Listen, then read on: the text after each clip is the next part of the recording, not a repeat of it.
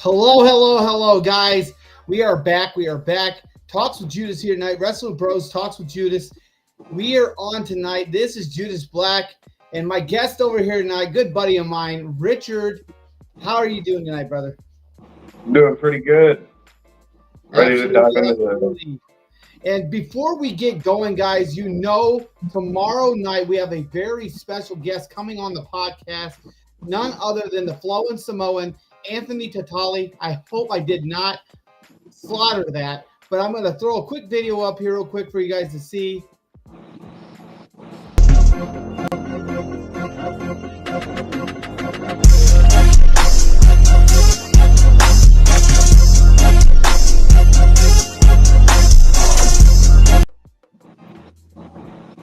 And that right there, guys, was Anthony Tatali. We will make sure you see that one more time before the end of the show. But tonight, brother, we discuss Saturday night's main event predictions for WWE. And, man, it is going to be a big card. We have been talking all week about it. The biggest one, and we're going to hit them with it right off the top, Gunther versus Goldberg for the World Heavyweight Championship. Now, with this match, it's happening. Officially, back last year at Bad Blood for WWE, Gunther was just trash-talking Goldberg, trash-talking his son, and he even got Goldberg so worked up he came over the barricade. He was pissed. Yeah, that was really intense. Yes, it's kind of that long-term storytelling that Triple H is all about. Did you have something you wanted to say, brother? No, I was just commenting on how intense it was when Goldberg went over the barricade. You're absolutely correct, And we just watched on this recent Monday Night Raw edition where Gunther once again was out there talking his trash, and Goldberg showed up. And he said, "I'm tired of you talking trash." Gunther went to put the mic to his mouth, and Goldberg smacked it out of his hand, and then he just rocked Gunther, just knocked him on his ass, got ready to set up for a spear, and Gunther he hightailed it, had nothing of it. After kicking up a fuss because WWE made him a promise that didn't seem keen to fulfill, Goldberg is returning for his retirement match. It's a big one, too, as the Hall of Famer will compete in front of a hometown crowd against Gunther, the World Heavyweight Championship on the line. One more chance to win the title he is most synonymous with before he hangs up his boots forever. So we're going to dig right into the predictions here, brother. Why don't you go ahead and give me your thoughts? Who do you think is winning this match between Gunther and Goldberg? I'd like to think that it'd be Goldberg that wins this match. Gives him one last hurrah before who knows what his next steps are. Is he going to stick around, occasionally popping in like he has? Or is he just going to sit the rest of it out? He is of that age where he definitely does need to slow down. Yes, you're absolutely correct. Not stop. I'd like to see more of him. As Michael Cole said on Monday Night Raw when he was talking to Goldberg in regards to this, he said, "Goldberg, good question for you. What if you do win the World Heavyweight Championship? I mean, this is your last match, your last hurrah. This is your going out retirement match. What happened?" And all Goldberg could say was, "That's an interesting predicament, isn't it?" My predictions on this match, we got Goldberg versus Gunther. We all want to see Goldberg. the obvious answer, everybody says, there's no way Goldberg is beating Gunther. Gunther is young. He's in his prime. He's going to win this match. It's a way to boost Gunther to the top by taking on one of the biggest dogs in the yard, one of the most dominant dogs in the yard. My predictions, and I did this at WrestleMania. I predicted this. I said at WrestleMania, it was Seth Rollins versus CM Punk versus Roman Reigns. Paul Heyman, I predicted, would turn on CM Punk. He would turn on Roman Reigns, and he would side with Seth frickin' Rollins, and Seth frickin' Rollins would pick up the victory. Sure as hell, my prediction came true. My predictions on this, Seth frickin' Rollins, all about the future, pushing the future, building a new era, taking out the old, in with the new. My predictions, Goldberg wins against Gunther, wins the World Heavyweight Championship, wins the Heavyweight Championship, and he's down. Gunther attacks him from behind. He's pissed, and Goldberg's down. He's hurt. Seth frickin' Rollins cashes in Money in the Bank, and with his cronies, he takes out Goldberg, starts the match, hits him with a stomp. Seth frickin' Rollins is your new World Heavyweight Champion. Yes, that's how it's going to happen. I know that is a very bold prediction, but it makes sense. It gives Goldberg the World Championship one more time. It seals his feud with Gunther. It gets him his retribution. Gunther doesn't need the World Championship. He doesn't need it. Seth Rollins building the future. It builds up new feuds. There's a lot of talks right now out there that the next step with Seth Rollins' group is Braun Breaker is going to turn on Seth frickin' Rollins, and Paul Heyman will side with Braun Breaker. And I could see down the road Seth frickin' Rollins winning another world title, great. But ultimately the goal is to make Braun Breaker one of the biggest stars in the company. And what better way to do that than to pair him with Paul Heyman and put the World Heavyweight Championship on Braun Breaker down the road. That it's just how it's going to happen. We shall see. We shall see, though. What is your thoughts, brother? You think I got a pretty good bold prediction there? Seems pretty on the mark, honestly. Especially with the Braun Breaker rumor going against Seth Rollins. Yep. That's What breaking better way them to do it? Yeah, it just sounds right. And after that, we move.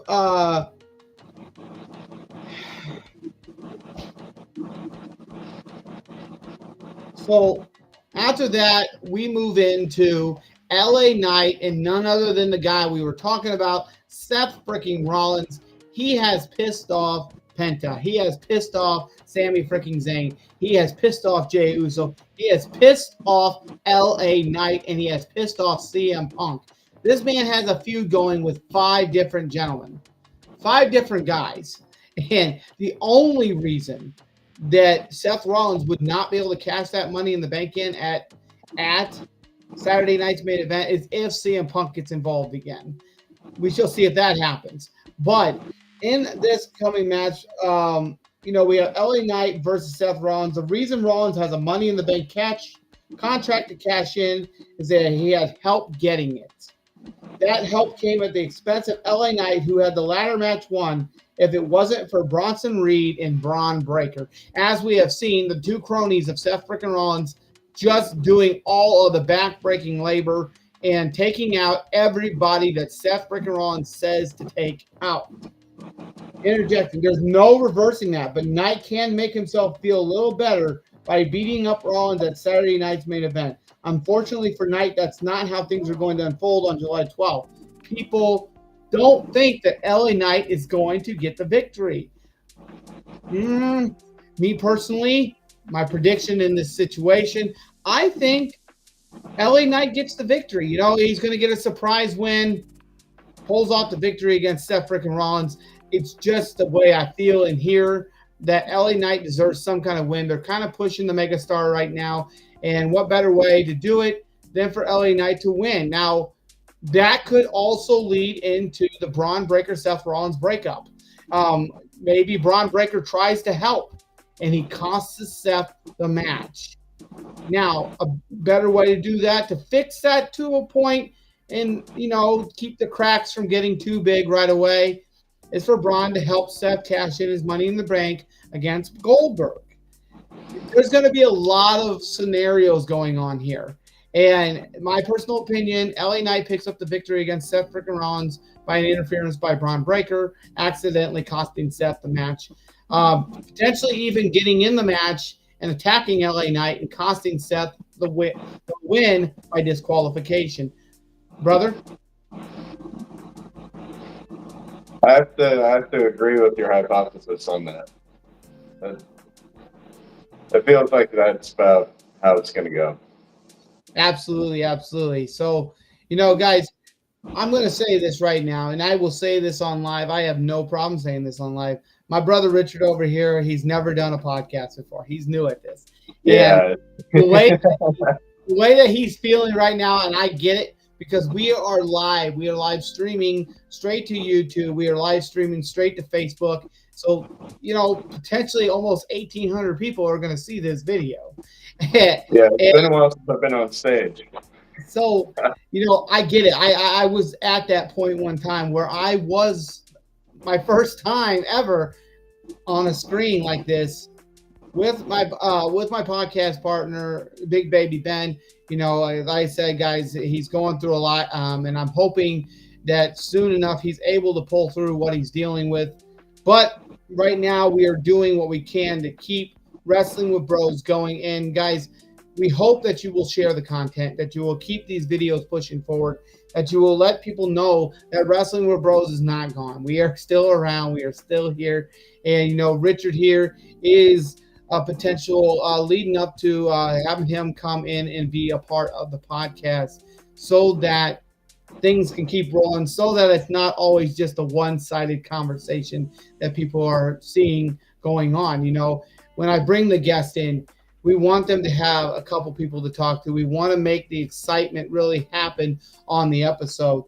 So with that, we have LA Knight versus Seth freaking Rollins, and we are predicting a victory from LA Knight based on the scenario of an interference from Braun Breaker, potentially costing Seth the match, leading up to a potential feud in the future between them two gentlemen.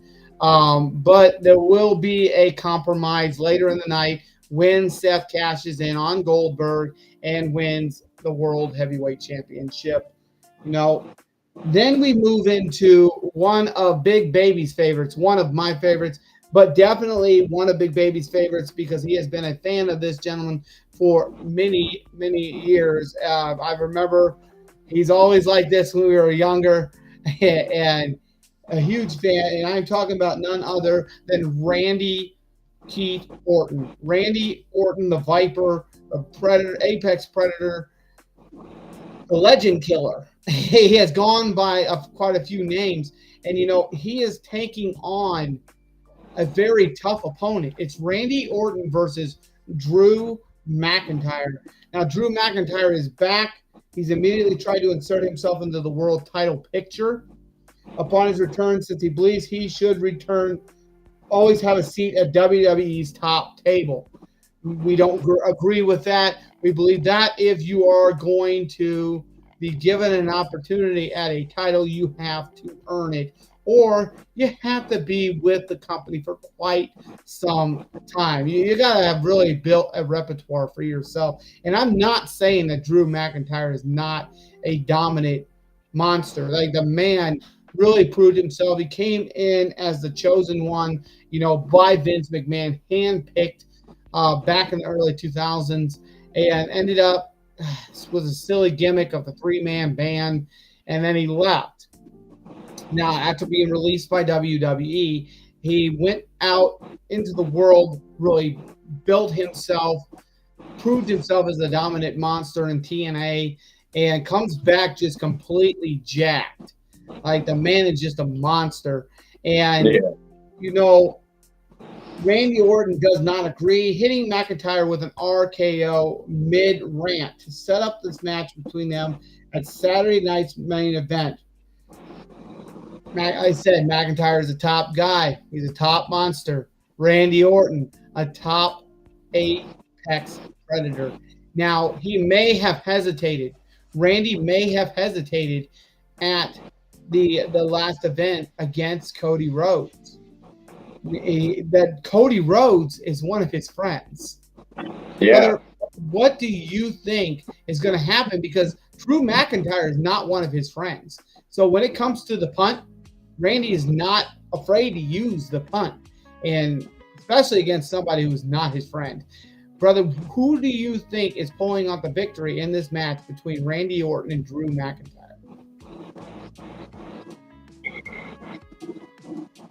Honestly, I personally think Randy Orton. Okay. Why do you think that? Just a hunch, really. Okay. All right. Yeah. Yeah, well, we can always go with a hunch, can't we? Well, wish I could give you more on that. You know, having a hunch is always a good thing. When you just have that gut feeling, you know, I have to agree with my brother Richard here. Randy Orton has been being dominated, being beaten match after match after match. It is time for Randy Orton to shine again. Randy Orton, to prove that he deserves an opportunity in the title picture again, he needs to put away the dominant Scotsman, Drew McIntyre. I almost forgot the name there for a minute. He needs to prove that he can dominate this man in order for him to reinsert himself in the title picture. Now, does Randy Orton deserve a title shot? Yes. The man has worked his ass off. He has lost matches to younger talent to make them look good, to build them up. And Randy's time is coming soon. We know it. I mean, John Cena is literally in the middle of his retirement tour right now. And you know, Randy Orton, John Cena, Brock Lesnar, Batista, they all came in right around the same time. All guys that were handpicked by Paul Heyman to be top guys in the company. And it's coming to that time, man. And we're swinging into a new era. You know, we got all this new young talent that's just flowing into the WWE. And, you know, it used to be all about the big jacked, ripped guys. And now Triple H is opening his eyes and realizing that there's so many potential talents out there that are not ripped. Yeah, I mean, you got Penta. The man does have a little bit of a build to him, but the man is a dominant lucha libre wrestler, like a dominant high flyer, and so quick and so agile in the ring. And then you've got, you know, all these guys in the bloodline. Not every one of them are dominant monsters. Now, don't get me wrong. Akulio, who just joined Solo Sikoa's bloodline, is a monster. He is huge, over 7 feet tall, you know, pushing around 300 some pounds. That's just dominance right there. So moving on from Drew McIntyre, you know, guys, that pretty much wraps up Saturday night's main event predictions for the card here tonight. Also, remember, guys, we have Evolution on Sunday. Evolution is an all-women's pay-per-view event. You know, we got the big Battle Royal match going on. You have Rhea Ripley versus Io Sky, Jade Cargill versus Naomi. Pretty much, guys, this is a male PLE Saturday night's main event versus a female PLE. And I'm telling you guys, you are in for a weekend of absolute craziness when it comes to the WWE. Now, let me look at something here.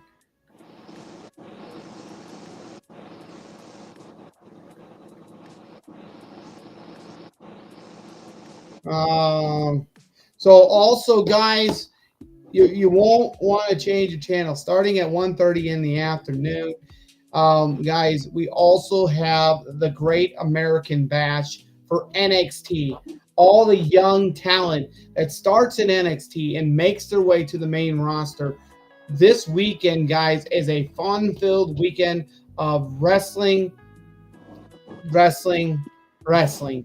You got the Great American Bash at 1:30. You have Saturday night's main event starting at 7 p.m. Central Time, 8 p.m. Eastern.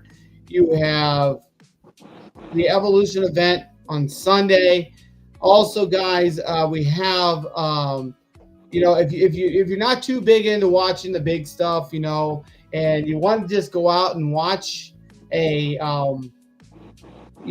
professional wrestling show, the indie show. The indies are always so great to watch, guys, because this Saturday at the Bettendorf Community Center, starting at 6 p.m., guys, Honor Among Wrestling Villains Night. Guys, if you want to tune into a wrestling promotion that has the talent, definitely tune in to that show, guys, because there's names like Austin Michael Balders, AMB, Nasty Nick Nolan, Mateo, just to name a couple. The show is going to be amazing. Now, whether or not we make it, we shall see. It's one of them things, man. Saturday night's main event. You got to pick and choose. Evolution, the Great American Bash. We got so much going on this weekend, guys, and you will not want to miss out. Like I said, guys, though, tune in tomorrow night. Anthony Tolitali will be on the screen. We'll be live on Talks with Judas, Wrestling with Bros. On Tuesday, we have Fox. Hold on 1 second here. I can get his last name here. Fox Vineyard going to be on the podcast, same time, 8 p.m., 9 p.m. Eastern time. Fox Vineyard will be on here on Tuesday the 15th. Guys, and we are also lining up some amazing follow-up episodes with Jimmy Love, Scarlet Skies, Gorgeous Gary New, Josh Fallon. We are in the works of setting those up, guys. And if you know any wrestlers that want to come on the podcast, anybody you think would make a great guest, guys, we would love to have them. Males, females, superstars, managers, promoters, anybody that wants a chance to be able to step into the spotlight and promote their product, promote their name. We are here to make that happen. But guys, it's been an amazing episode of Wrestling with Bros here tonight. Talks with Judas on the screen with my buddy Richard. Brother, you got anything you want to say to the fans? Sorry for the silence, first podcast. But I'm sure all of us are excited for this upcoming weekend. Got a lot going on, a lot of variety, lot to be excited for. Definitely. You're absolutely correct, guys. And go check out Judas Black's my Facebook. Go check out my YouTube channel. You'll see some little practice training skits on there between myself and my buddy Richard here. Just having some fun, learning the trade. Until we can get back up to training and start doing some actual training with a promotion. Gotta stay into it, because if you don't, you get rusty. We all know that ring rust is a very real thing. But with that being said, I'm going to run the video back one more time for the Flowing Samoan, Anthony Totali.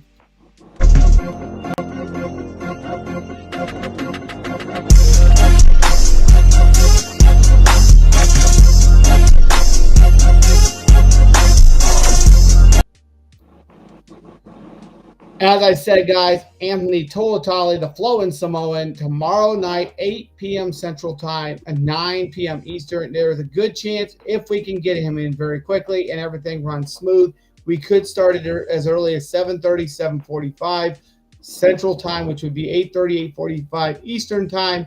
We are looking forward to that. But it's that time, the time that we all hate. It is time to call the podcast for the night, guys. This is Judas Black. Talks with Judas. Have a great night. Good night.